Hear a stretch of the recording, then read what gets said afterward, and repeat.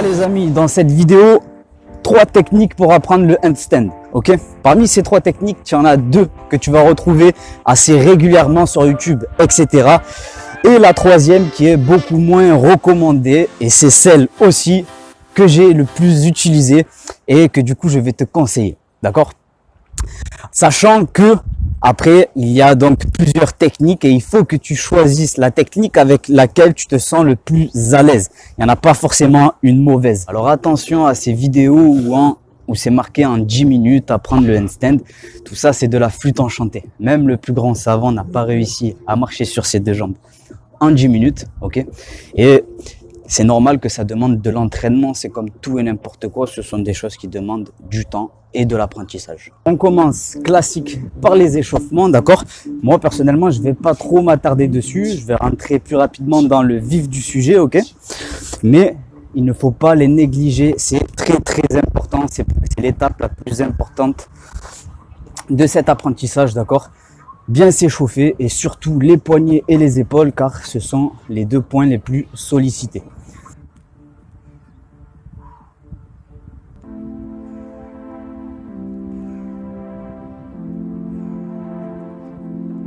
Alors l'équipe, la première technique que je vais pouvoir te proposer, c'est de travailler un renfort musculaire, d'accord?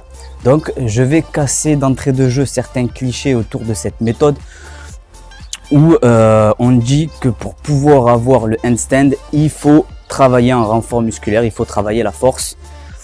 Pour moi, de manière générale, c'est faux, d'accord? J'ai marché sur les mains aux alentours de l'âge des 8 ans.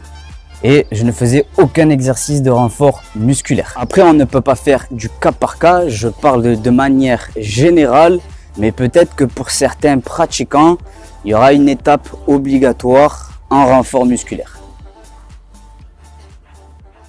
Donc, on peut commencer cette série d'exercices, d'accord, en posant la tête sur le sol. Ça nous permet d'avoir un point d'axe, puisque au début, on a 0 en équilibre.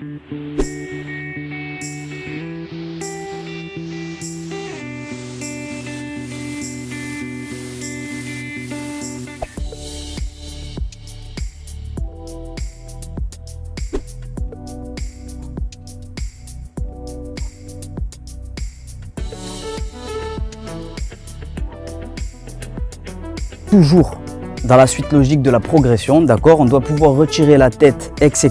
pour travailler toujours de la même façon, mais uniquement en force et sur de l'équilibre. Alors je ne suis pas sûr, d'accord, que si tu souhaites travailler uniquement l'équilibre, ça soit la meilleure solution. Deuxième technique, l'équipe, que je trouve plutôt pas mal, d'accord, c'est de pouvoir le travailler avec le mur. Donc au début, vu qu'on part de 0, d'accord, le mur est un bon support d'apprentissage, ok?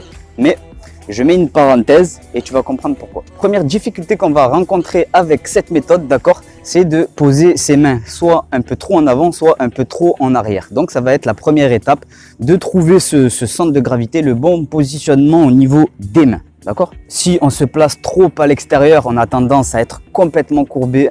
Et si on est trop à l'intérieur, on retombe vers l'avant, d'accord? Ce n'est pas forcément bon pour le début. Donc petit à petit, il ne faut pas s'inquiéter. On va réajuster jusqu'à trouver le bon positionnement au niveau des mains. Alors ce que je conseille aussi, c'est de pouvoir filmer, d'accord? Parce qu'en filmant, on a un autre regard sur la situation. Donc on va mieux comprendre aussi comment réajuster. Donc est-ce que je suis un petit peu trop loin? Est-ce que je suis un petit peu trop près? Est-ce que du coup je m'élance trop brutalement? Donc il va falloir que j'aille un peu plus en douceur. Voilà, ça va me permettre de comprendre, de corriger les erreurs. Donc la vidéo, c'est un bon support d'apprentissage. Et puis à un moment donné, vous allez le sentir tout seul, vous allez avoir le déclic. Comment ça se fait que vous allez le sentir? C'est parce que vous allez rester peut-être 2, 3 secondes, 4 secondes dans la même position sans retomber de suite, d'accord? Donc ça, c'est le premier signe à intercepter. Ça veut dire qu'on n'est pas loin du bon positionnement ou qu'on a le bon positionnement. Le deuxième facteur à travailler avec cette deuxième étape, c'est qu'on va pas avoir une posture droite nickel tout de suite, d'accord? On va trembler, on va rester de plus en plus longtemps, 4 secondes, 5, 6 secondes, mais on va trembler, on va avoir tendance aussi à basculer un peu vers la gauche, à basculer un peu vers la droite. Et vous allez voir aussi petit à petit eh ben, ça va devenir de plus en plus propre, de plus en plus nickel, jusqu'à obtenir quelque chose de droit sans trembler. Ça, c'est le deuxième facteur à valider de la seconde étape. Et puis donc on va travailler justement ces petits tremblements jusqu'à ne plus basculer sur les côtés. Et ensuite, on peut passer à la troisième étape. Donc la troisième étape, tu t'en doutes, ça va être de pouvoir petit à petit décoller les pieds du mur. Pour commencer, on décolle un pied. Le deuxième, on le garde en appui, ça sera plus facile. Et petit à petit, on essaie de faire se rejoindre les deux pieds, d'accord? De décoller le deuxième. Là, c'est un petit peu comme si on retournait à la case départ en fait. Au tout début, quand on s'est lancé contre le mur, on tenait même pas une seconde. Et il a fallu travailler cet axe pour pouvoir progresser et tenir 3-4 secondes, d'accord? Là, c'est un petit peu pareil. Donc, au début, pour pouvoir s'aligner, faire rejoindre les deux pieds, on ne tiendra même pas une seconde, on va avoir tendance à basculer, revenir sur le mur, d'accord? Et c'est en s'exerçant petit à petit, encore une fois, qu'on va avoir le déclic et qu'on va trouver ce nouveau point d'équilibre. Au fur et à mesure, on va trouver de nouveau ce déclic et on va pouvoir rester 3, 4, 5, 6 secondes sans toucher le mur. Et là, vous serez de nouveau fiers de vous. Troisième technique pour apprendre le handstand, d'accord? C'est celle que j'ai le plus pratiquée et peut-être celle qui est le moins recommandée aussi. Donc là, il n'y a pas de renfort musculaire. On limite beaucoup les appuis avec le mur, etc. Et donc, il s'agit de pouvoir faire ça beaucoup plus au feeling et à l'instinct. Alors oui, avec cette technique, il y aura forcément plus de chutes, d'accord? Bon, quand j'étais gamin, je m'entraînais souvent à la plage. Donc voilà, il faut s'entraîner peut-être de préférence sur un support mou à la plage, sur du sable, quand on a la possibilité sur un tatami. Mais la chute n'est pas un échec, c'est une étape intermédiaire de l'apprentissage. Quand on apprend à marcher sur ses deux jambes, quand on est gamin, comment ça se passe? Travailler cette stabilité et je vais pencher en avant ou je vais pencher en arrière et donc forcément, je vais réajuster en faisant un pas en avant, un pas en arrière, d'accord? Donc en fin de compte, on travaille aussi 2 points. On travaille l'équilibre et la marche sur les mains. Donc ça va, plutôt cool. La première étape, ça va être d'avoir cette sensation de base. Donc c'est pas on s'élance et on retombe immédiatement. C'est on s'élance et il y a comme une fraction de seconde où on tient. Mais pendant cette même fraction de seconde, je bascule, soit en avant, soit en arrière, et je vais réajuster avec le corps et en faisant un pas en avant et un pas en arrière, d'accord? Ça va être ça la première étape de cette technique-là. Donc avec cette technique, le déclic pour la progression va se faire à ce moment-là, quand je vais faire mes premiers petits pas en avant et en arrière.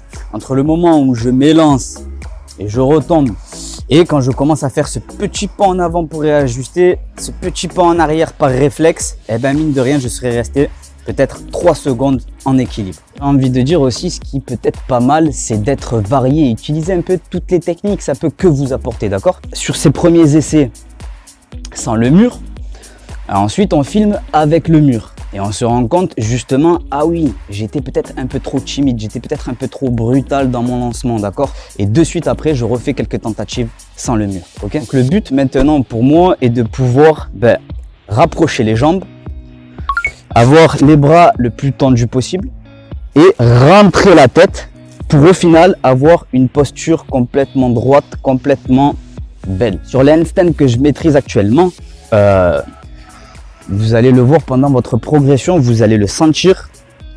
On s'aide énormément, on dose avec le corps, avec l'ensemble du corps, plus particulièrement avec les bras, les poignets, les épaules, mais c'est l'ensemble du corps qui joue, d'accord? Et quand on va chercher ce handstand amélioré, on a beaucoup moins de possibilités de jouer avec le corps. Il va falloir être bien plus sur de l'équilibre pur en fait, d'accord? Perso, j'aurai jamais les pieds en pointe, d'accord? J'aurai jamais une posture droite nickel comme certains performeurs. J'aurai toujours les pieds à 90 degrés. Maintenant, tu sais pourquoi. Si c'est pas le cas, c'est que tu es nouveau sur la chaîne. C'est peut-être la première vidéo que tu regardes. Et donc, je t'invite à cliquer sur cette petite fiche que je te mets au-dessus. C'est la première vidéo de la chaîne, regarde-la et tu vas vite comprendre de quoi je te parle.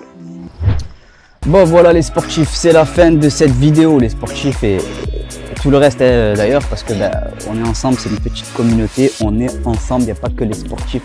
Nous on divise pas, nous on réunit. On a besoin de tout le monde. Des cuistots, des rigolos, des sportifs, des pas beaux et des beaux gosses. En tout cas, j'espère que dans cette vidéo, tu vas pouvoir trouver les bases pour pouvoir t'entraîner, d'accord? C'est le but. Et donc, high kick, front kick, pour tous les rageux, d'accord? Je te fais des bisous et prenez soin de vous.